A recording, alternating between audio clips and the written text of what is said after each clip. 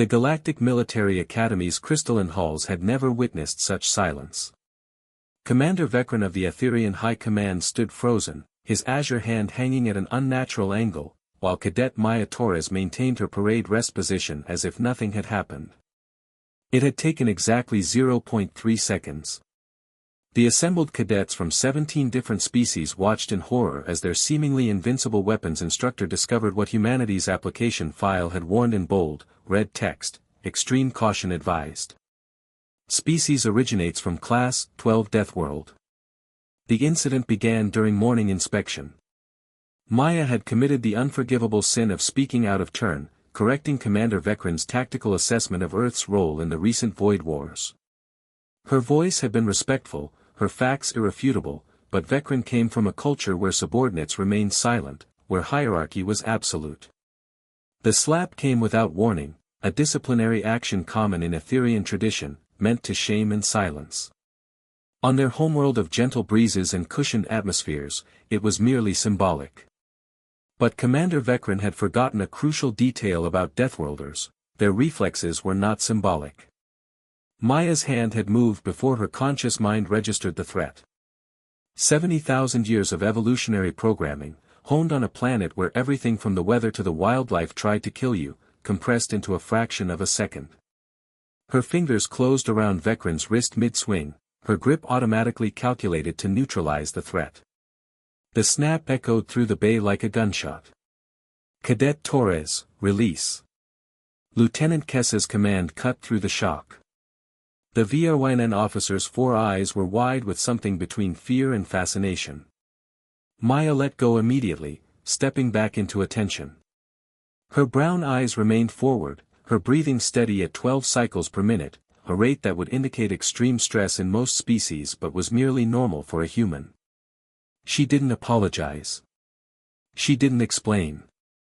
The incident report would speak for itself. Commander Vecran clutched his injured limb, his elegant features contorted in agony. Around them, the other cadets maintained formation, though their various appendages trembled. The Krill twins had shifted their chromatophores to fear white. Even the hulking Crothan soldier, built like a mobile fortress, had taken an unconscious step backward.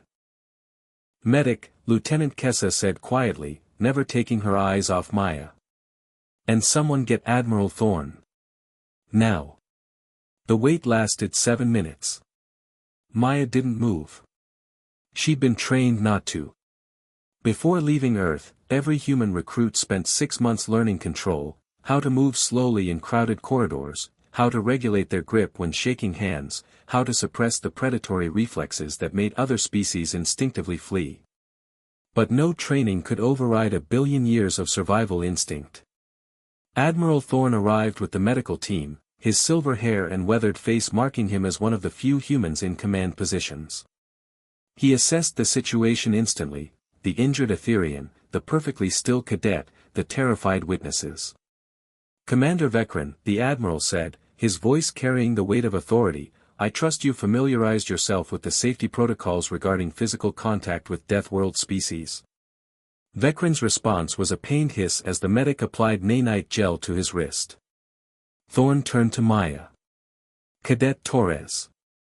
Did you initiate contact?" "No, sir." "Did you use excessive force given the threat level?" Maya's jaw tightened almost imperceptibly. "I used appropriate force to neutralize an incoming strike, sir.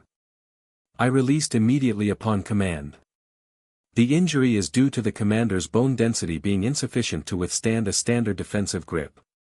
It was the diplomatic answer. The honest answer was that Maya had held back considerably. A full defensive response would have done far more than break bones. Admiral Thorne nodded slowly. He'd seen this before. The galaxy wanted humanity's warriors, wanted their Deathworld advantages in combat.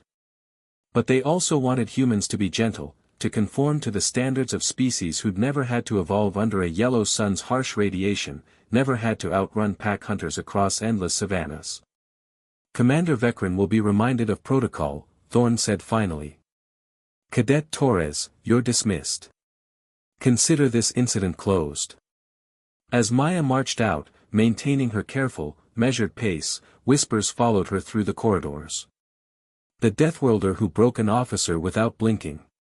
Another reminder that humanity's greatest strength was also their most dangerous trait. They were survivors. And survivors never apologized for surviving.